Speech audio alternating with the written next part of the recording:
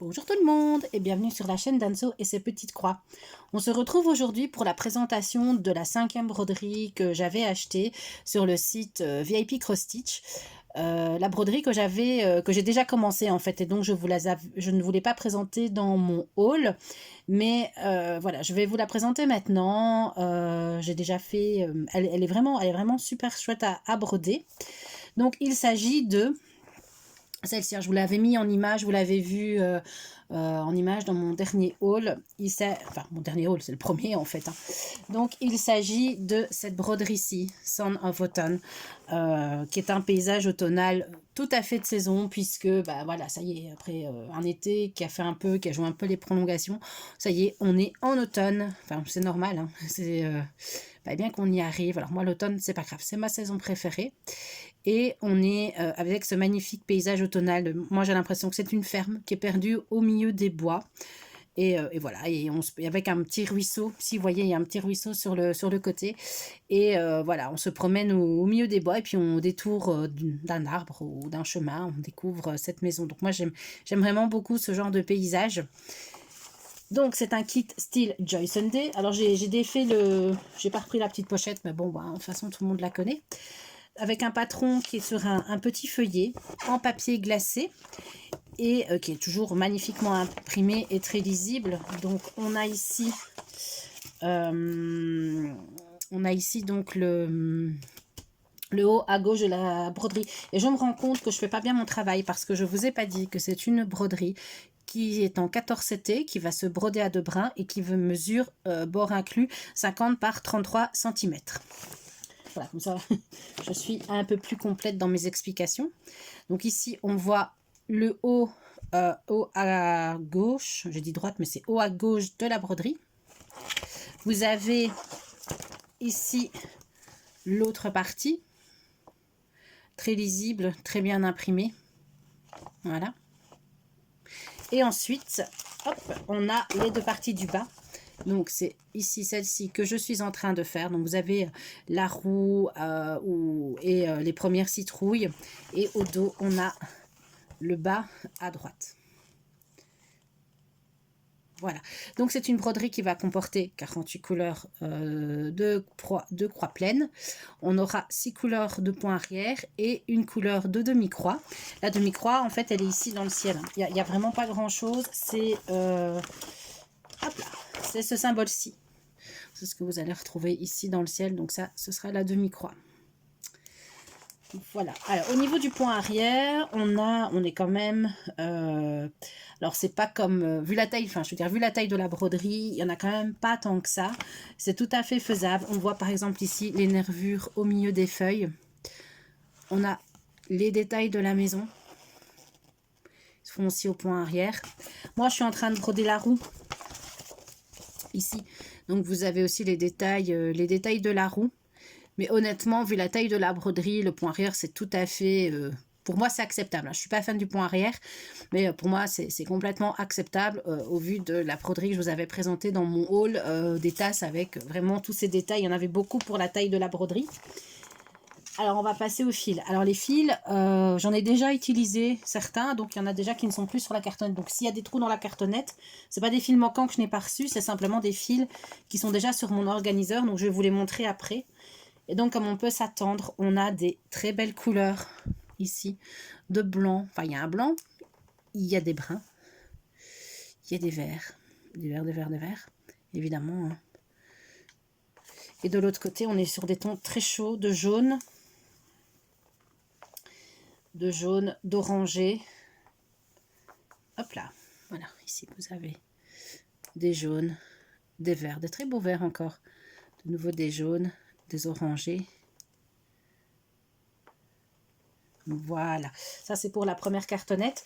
Donc sur les cartonnettes on avait, mais je les ai enlevées, on avait comme d'habitude 2 aiguilles qui étaient attachées dans un petit sachet zip. Je vais mettre là. Et ici on a la suite de une deuxième cartonnette. On a un bleu, à mon avis ça c'est le ciel, hein. Ici un bleu un petit peu gris, de nouveau des verts.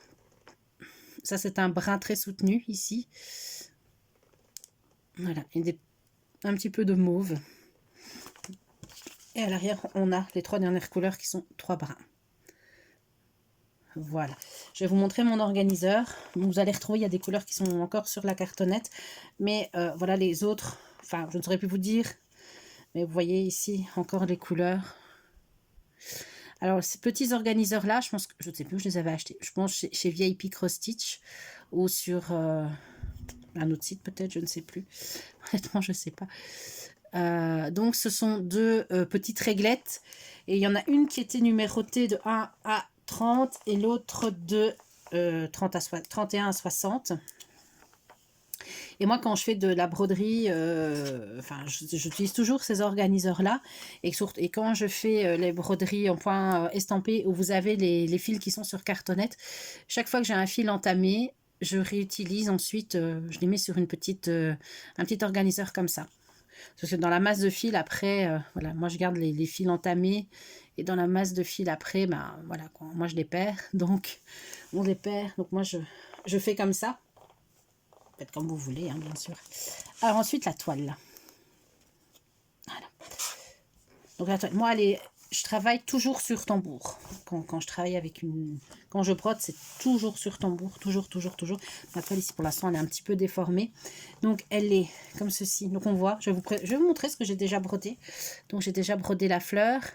Et comme je vous disais, la roue qui est en train de se terminer.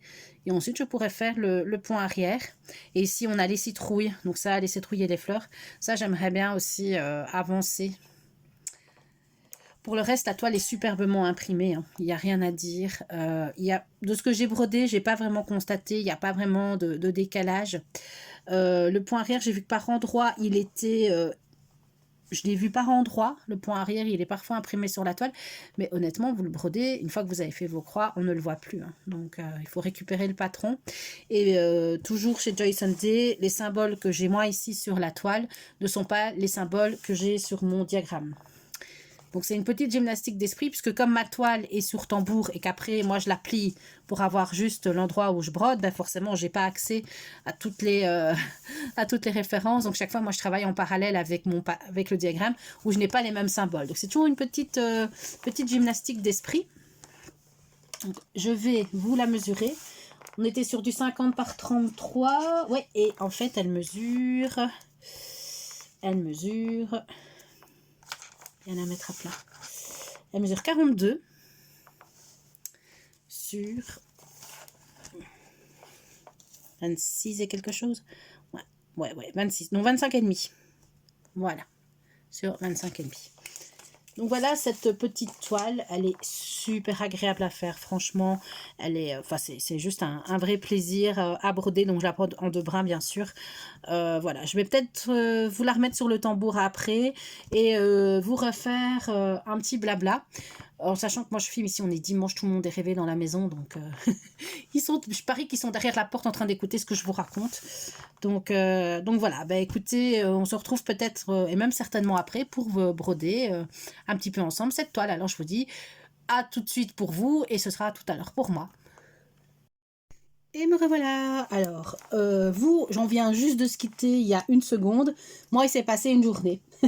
Voilà. Il s'est passé une journée, en fait, quand j'ai tourné. Donc hier, on était dimanche, le 22 octobre. Et la maison, voilà, mon mari, les filles étaient à la maison. Et je les entendais, en fait, se bidonner derrière les portes. Ils étaient en train de m'écouter. Et puis après, chaque fois que je venais, ils arrivaient tous... pour filmer, ils arrivaient tous derrière pour écouter. Alors moi, du coup, j'étais pas du tout naturelle dans ce que je racontais. Donc finalement, je dis que c'est bon, laissez tomber. Aujourd'hui, mon mari, lui, il est sur site. Aujourd'hui, il n'est pas en télétravail. Donc, je suis dans le bureau. Les filles, comme c'est les vacances scolaires, elles dorment encore un peu. Et je me suis dit, vite, je prends la caméra et on va continuer. Je vais faire quelques points avec vous. Donc, j'ai quand même avancé hier. Et je ne sais pas si vous allez voir, mais j'ai commencé le point arrière ici autour des roues de la charrette. Alors, en théorie, quand on regarde le patron, ici, il y a le diagramme, il y a du point arrière absolument partout dans cette zone-ci. Je ne sais pas si vous allez bien voir, il y a du point arrière, mais vraiment partout. Vous voyez là, j'ai commencé un tout petit peu et en fait, on ne voit rien. On voit rien. Donc je pense que je vais juste faire les contours de la roue. Donc, les contours de la roue, je pense que vous les voyez déjà bien. Je vais juste faire ça et je vais m'en tenir là. Et je verrai bien après si je continue au niveau des contours, enfin de l'intérieur en fait. Parce que tout ici, la structure, les cieux, en fait, à mon avis, elle est remplie de points arrière. Mais honnêtement, je vois pas grand-chose, quoi. J'en ai fait un petit peu et je vois pas grand-chose. Donc je vais reprendre, j'ai déjà mis mon aiguille, enfin mon fil sur mon aiguille. Donc je vais reprendre de la couleur bleue. Donc, et je vais commencer. Donc la couleur bleue, on va faire ici cette couleur-ci en fait, la couleur bleue, un beau bleu en fait, mais qui est un brun. Voilà, donc hop, on est parti. Je vais essayer de... Alors on n'est vraiment pas bien, enfin, je suis pas installée comme d'habitude, donc voilà. Alors moi je fais toujours mon fil que je plie en deux. Et voilà, donc je disais la maison Autocam les filles dorment, mais non, là déjà la première qui se demandait où j'étais. Donc voilà, donc je disais que moi je fais une boucle dans mon fil, je passe, je ressors mon aiguille et ensuite je viens, hop, évidemment comme je l'ai posé, voilà. Et alors je viens en fait passer mon aiguille et voilà mon fil et mon fil est fait. Enfin, je commence mon fil comme ça. Moi je démarre, quelle que soit la broderie, quel que soit le nombre de comptes, je fais toujours comme ça. Donc, voilà. Hop. Je vais faire quelques points avec vous. J'espère que vous allez bien. Alors, chez nous, le soleil, en fait, va, je pense, à l'air de se lever. Donc, je pense qu'on va avoir une belle journée lumineuse. Programme du jour, pas grand-chose de prévu, puisque monsieur est parti au boulot, on est, entre guillemets, bloqué à la maison. Donc, je pense qu'elles vont un petit peu... je sais que la plus jeune a un livre à lire. Voilà, et la plus grande, je pense que ça va être certainement, elle va certainement vouloir faire un peu de console ou des trucs comme ça. Demain, j'ai un rendez-vous avec ma plus jeune et donc c'est mon mari qui nous y conduit. Et après, on va revenir, on va passer par faire quelques courses et on va aller chercher de quoi faire, de quoi faire des cookies. J'ai plus grand chose, des pépites de chocolat, quelques fruits secs. J'avoue que j'ai plus grand chose à ce niveau là et je pense qu'on va faire ça. Surtout que chaque fois qu'elle est en congé, ils doivent, enfin ça fait plusieurs années qu'ils font ça, ils doivent faire ce qu'ils appellent leur cahier de vie à l'école. C'est à dire qu'en fait ils doivent faire comme une petite rédaction sur ce qu'ils ont fait pendant les vacances ou s'ils vont voir un film peut-être voilà, donner leurs impressions sur le film. Donc ça les entraîne un peu à faire une expression écrite et donc elle me disait oui mais si on fait rien j'aurais rien à raconter. On fait toujours quelque chose, on va aller rendre visite chez mon beau-frère parce que c'est l'anniversaire de ma nièce. Enfin voilà, on aura des choses à raconter de toute façon. Mais là, je me dis, on va faire une petite séance pâtisserie certainement, mercredi après-midi. Voilà. On va faire des cookies au chocolat, la recette de Cyril Lignac, qui est très très bonne. Et on va faire des cookies flocons d'avoine, chocolat blanc, et avec des érelles séchées. Alors ça, j'espère en trouver. Si pas, je ne sais pas, soit je mets pas, soit je te mettrai un truc de... substitution, des raisins secs, peut-être, je sais pas. Je sais pas ce que ça donnerait aux raisins secs. Chocolat blanc, raisins secs, je sais pas si l'association est spécialement bonne. Voilà. Donc, j'espère que vous voyez bien ce que je fais. Donc, oui, comme je vous dis, moi, je travaille toujours avec un tambour et je plie ma toile autour du tambour, quoi. Donc voilà, c'est... Par contre, moi, là, je vais devoir la reprendre près de moi. Attendez, je vais juste vous tourner un tout petit peu comme ça. J'espère pas faire tomber le trépied, parce que là, je vois plus ce que je fais. Alors, en ce moment, alors moi, je sais pas vous, mais moi, j'adore lire. Je lis vraiment, vraiment énormément. Et en ce moment, je suis en train de lire le 8e tome de la saga des 7 sœurs. Donc, c'est le... Je l'ai près de moi, il n'est pas loin. Hop, je l'avais pris. Donc, c'est celui-ci. Attendez, je vais vous remonter peut-être un petit peu. Si vous n'allez rien voir. Voilà, c'est celui-ci. Ah, toujours mes doigts devant la caméra. Je suis pas Spielberg. Hein. Voilà, donc c'est Atlas, histoire de Passalt. Donc c'est le 8e tome qui est le 8e et dernier tome des aventures, de l'histoire. Moi, c'est quelque chose, j'ai adoré cette lecture. Je sais pas si vous connaissez l'histoire, c'est un best-seller, hein. Donc c'est l'histoire sans trop vous spoiler, c'est l'histoire d'un homme en fait, ça retrace l'adoption. Comment vous expliquer sans trop vous en dire non plus si vous avez envie de le lire. En fait, Basalt, c'est un homme, alors il est très énigmatique, on sait qu'il est âgé, on sait qu'il est très riche, on sait qu'il est visiblement instruit, bienveillant, tout ça. Et en fait, il va parcourir le monde et adopter 6 filles. Voilà, je fais un nœud. Ça, je n'avais senti. Hop. Il va adopter 6 filles. Alors, on peut se dire au départ, oh, attends, un monsieur âgé comme ça qui commence à adopter des filles, c'est quoi cette histoire? Non, en fait, c'est pas du tout glauque ou quoi que ce soit. Et il est très riche et il les ramène chez lui en Suisse sur le bord du lac Léman et voilà, et elles vont grandir comme ça entourées enfin, elles sont très privilégiées, elles savent qu'elles ont été adoptées puisqu'elles sont chacune été adoptées aux 4 coins du monde, donc physiquement elles se ressemblent pas du tout. Voilà, elles vont faire des hautes études et en fait l'histoire commence avec le premier livre à sa mort. Donc il est mort et les 7 sœurs vont apprendre son décès. Enfin, les 6 sœurs, parce qu'elles sont 6 en réalité, elles vont apprendre son décès et chacune va partir à la recherche de ses origines. Et donc chaque livre retrace l'histoire d'une sœur en particulier. Et leur grande particularité, c'est qu'elles ont été nommées d'après les Pléiades, donc les étoiles des Pléiades. Donc il y a Maya, Alcyone, Astérope, Célaïno, Téguet et Electra. Et il reste Mérope, qui est la sœur disparue. Et donc chaque livre est l'occasion va être centré sur une sœur en particulier, avec sa recherche, la recherche de son histoire, de son passé, de sa famille biologique. Et donc on voyage, hein. On voyage beaucoup, on est en Brésil, en Afrique du Sud, on part en Australie, en Norvège, voilà, on voyage énormément. Alors, c'est des romans, ce qu'on appelle à double temporalité, c'est-à-dire on mélange aussi bien, vous voyez, quand on parle de l'histoire, c'est vraiment complètement immersif, on se retrouve dans les années 30 parfois, et là, on vous raconte toute une histoire, on déroule toute une histoire, et puis par moments, il y a des retours dans le présent, avec, voilà, quoi, des questions, des interrogations, ce que fait la sœur à ce moment-là, ce qu'elle en pense, ce qu'elle a découvert, et hop, et on repart dans le passé, et chaque fois, vous avez... il y a chaque fois, elle retrouve chaque fois un membre plus ou moins éloigné de sa famille. Donc voilà, et puis il y a le 7e, la sœur disparue, donc c'est Mérope, qu'il va falloir qui est la sœur qui n'a jamais rejoint les 6 autres. Et donc là, elles vont se mettre en mission, en quête de rechercher cette sœur qu'elles vont trouver. Et donc le 7e, elles sont réunies et en fait, elles se rendent compte qu'elles connaissent rien de leur père adoptif. On ne connaît pas d'où vient sa fortune. Est-ce qu'il n'est pas un peu mafieux sur les bords?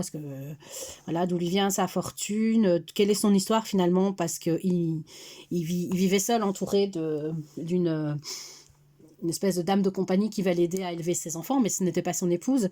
Et donc voilà, il y a plein de zones d'ombre et ce livre-là est l'histoire de cet homme en fait. Et donc, je ne vais pas vous en dire plus, mais c'est vraiment... il faut avoir lu les 7 premiers pour lire celui-là, ça c'est clair, parce qu'il y a plein d'éléments qui sont énoncés et qu'on apprend dans les 7 premiers livres, donc vous allez être spoilé sur la totalité de la série, de la saga. Alors, ce sont des best-sellers, hein, c'est des livres... Lucinda Riley, malheureusement, elle est décédée, elle a eu un cancer de l'œsophage et elle est décédée. Et le dernier, elle n'a pas su l'écrire jusqu'au bout, mais elle avait, je pense, laissé comme des directives à son fils, qui lui écrit des romans pour enfants, et c'est son fils qui a terminé l'œuvre de sa maman.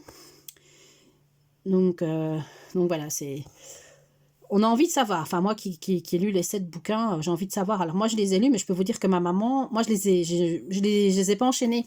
Une fois que j'en avais lu un, j'en avais assez. J'avais pas envie tout de suite d'en lire un deuxième parce qu'ils ont tous plus ou moins la même trame narrative avec la sœur, ce que, voilà, elle apprend on reprend chaque fois à zéro, elle apprend le décès de son papa. Et puis, voilà, elle a des éléments, elle va recevoir des éléments qui vont lui permettre de se mettre en quête de son papa, de sa famille biologique. Alors, chaque fois, elle se questionne, chacune va se questionner, est-ce que j'entame les démarches, est-ce que je les fais pas? Et c'est chaque fois, en fait, chaque livre commence plus ou moins de la même façon, avec ses allers-retours, ces doubles temporalités. Et moi, en fait, je ne sais pas les livres à la suite, c'est juste pas possible. Pour moi, c'était trop. J'ai l'impression de relire chaque fois la même chose. Donc, je les ai bien espacés.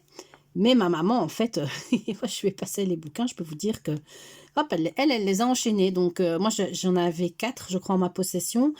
Et puis ma mère a acheté les 2 autres qu'elle m'a dit, qu'elle m'a donné en fait. Elle m'a dit moi j'ai pas de place, garde-les, comme ça tu auras toute la collection. Puis elle a acheté le 7e. Alors je les ai particularités. Les 7 premiers je les ai en format poche. Le 8e je l'ai acheté en, il n'est pas encore en poche. Il est sorti il n'y a pas encore un an, hein, donc il n'est pas encore en poche. Mais je l'ai acheté en grand format. Parce que ma maman, en fait, était clouée à la maison, elle avait pas trop le moral. Et donc, je me suis dit, ça va occuper ses journées, parce qu'elle n'est pas très télé, en fait. Ça va occuper ses journées. Et quand donc j'étais l'acheter, je lui ai passé tout de suite, elle s'est jetée dessus. Hein. Franchement, elle l'a dévoré. Je crois même pas en une semaine, elle l'avait lu. C'est une brique, hein. Je sais pas si vous voyez. Franchement, c'est une brique. Hein. Il fait 760 pages. Donc, moi, ça me fait pas peur. J'aime bien les gros bouquins comme ça, où on voyage. Mais c'est vrai que c'est conséquent, quoi. Voilà. Si on n'aime pas lire, s'attaquer tout de suite à un monument de 760 pages. Et ils sont tous plus ou moins dans les 500-600 pages. Hein. Donc voilà. Donc ça, c'est ma lecture du moment. Sinon, au niveau lecture, moi, je lis beaucoup. Je lis de tout. Je lis même du manga. J'aime bien lire des mangas, franchement. C'est très frais. Les mangas, je trouve ça, c'est... Alors, pas les mangas style... vous savez, One Piece ou les machins comme ça, quoi. Ça, non, je lis pas. Les trucs violents, non. Mais j'aime bien les petites histoires, ce qu'on appelle les... Je les appelle ça les shoujo. Des petites histoires d'amour. Voilà. Enfin, c'est un peu bête, mais c'est rafraîchissant entre deux lectures. Et puis, l'histoire du manga, c'est de commencer... Vous tenez votre livre à l'envers, donc vous lisez, en fait, de droite à gauche. Donc, c'est vraiment... c'est aussi ce côté un petit peu... voilà, un petit peu... je vais pas dire des paysans, mais voilà, ma fille aussi, elle aime beaucoup les mangas aussi. Donc ça, et alors j'aime beaucoup aussi une série qui s'appelle Les Carnets de l'apothicaire. Donc là, on est au Japon médiéval et on suit en fait une jeune fille qui va en fait évoluer dans l'entourage d'une des favorites de l'empereur du Japon et qui en fait a été, depuis qu'elle est toute petite, a été formée par un maître apothicaire, donc un pharmacien. Et en fait, elle connaît tous les poisons et surtout, elle est capable de trouver les antidotes. Et donc, vous savez, c'est la cour du Japon médiéval, les favorites entre elles se font des coups bas. Et donc, elle va, entre guillemets, protéger une des favorites en déjouant toutes les tentatives d'empoisonnement. Voilà, mais c'est vachement bien fait, quoi. Carnet de l'apothicaire, je crois qu'il y a 7-8 tomes qui sont sortis maintenant, je ne sais pas exactement, j'en ai lu quelques-uns, je ne les ai pas tous lus. Donc ça, c'est entre deux. Voilà. Sinon, moi, je lis des policiers, des romans, alors quand c'est historique, j'adore. Là où je vais moins lire, ce que je vais moins aimer, c'est vous savez, les témoignages de gens qui ont vécu un traumatisme dans leur vie. Alors personnellement, il y en a qui aiment bien, je sais, mais moi, je ne sais pas lire. J'ai besoin de m'évader quand je lis. Et ici, je vais... Donc, moi, ma technique, quand je dois arrêter un fil, mon fil sur ma broderie sur l'arrière, et je repasse, en fait, mon aiguille derrière les points. Alors, évidemment, ici, je suis pas des mieux mises, mais ouais, ça va aller quand même. J'ai pas bien pris un point. Voilà, je repasse vraiment derrière les points. Voilà. Puis, je tire mon fil. Mais je n'ai plus qu'à couper. Et je me rends compte que je n'ai pas pris de paire de ciseaux. Ah, ça c'est mal. Ah bah c'est elle est là. Je vais prendre ma paire de ciseaux ici, comme ça. Hop là. Et voilà. Et donc le fil qui reste, J'ai pas d'aimant à aiguille non plus sur cette toile, c'est pas grave, je vais tout de suite repiquer mon aiguille. Alors moi je prends pas les aiguilles du kit, moi je suis un peu maniaque. J'ai ce genre d'aiguilles, des aiguilles vous voyez, des aiguilles boules comme ça. Vous avez, je sais pas si vous verrez bien, hop.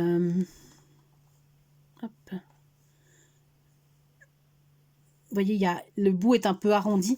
Et ça, c'est des aiguilles que moi j'adore ces aiguilles-là et je les utilise tout le temps. C'est les aiguilles que voilà, moi je préfère pour broder. Donc j'utilise rarement. En 11CT, je vais prendre l'aiguille du kit, mais sinon je prends les miennes. Mais c'est mes petites manies comme ça, d'anciennes brodeuses. Donc voilà. Et le film qui reste, bien, je viens le mettre. Hop, je viens le remettre sur ma petite réglette comme ça. Et voilà. Et ensuite, on va passer à... Je vais peut-être piquer mon aiguille ici, le temps que je cherche la couleur. Donc, le point arrière n'est pas fini. Hein. J'ai simplement commencé un petit peu ici l'intérieur. Et là, je dois encore le faire. Alors ici, comme je plie ma toile, alors soit je la déplie et je vais chercher la couleur orange, c'est la 26. Soit je vais rechercher ici sur mon diagramme pour avoir la bonne couleur. Seulement, bon, bah, évidemment, les symboles n'étant pas les mêmes, parfois c'est un petit peu petite gymnastique de l'esprit. Donc, parfois entre deux, je déplie ma toile. Et souvent, quand je commence avec une couleur, bah, j'essaye de faire un maximum de zones où il y a cette couleur-là. Alors là, 26. 26 est ici. Voilà. Je l'avais déjà utilisé. Donc, je vais dédoubler mon fil.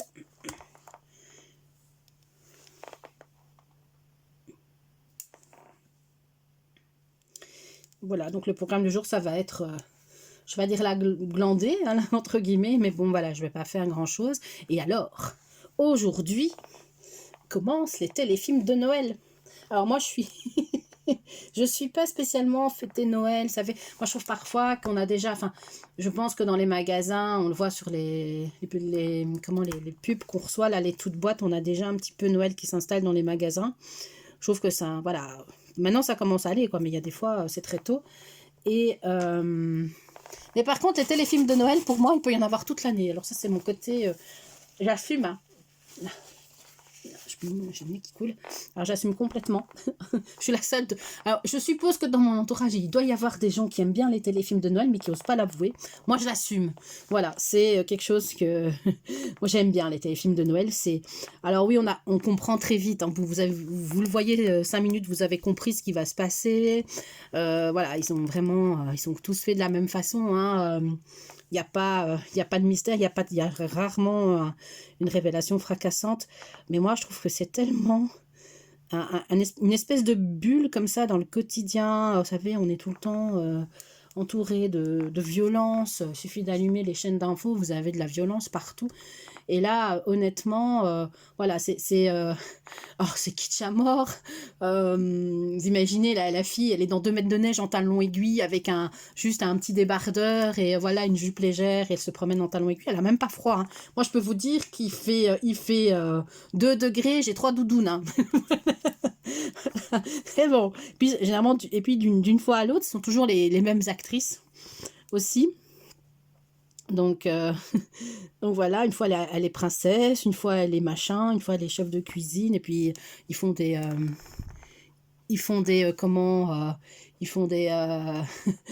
des gâteaux pas d'épices à chaque épisode, machin. C'est toujours la même trame, quoi. Mais moi j'aime bien. Alors je suis pas à regarder, en fait quand je suis pas assise devant la télé à regarder. Honnêtement, quand je fais ça, j'ai ma tasse de café à côté et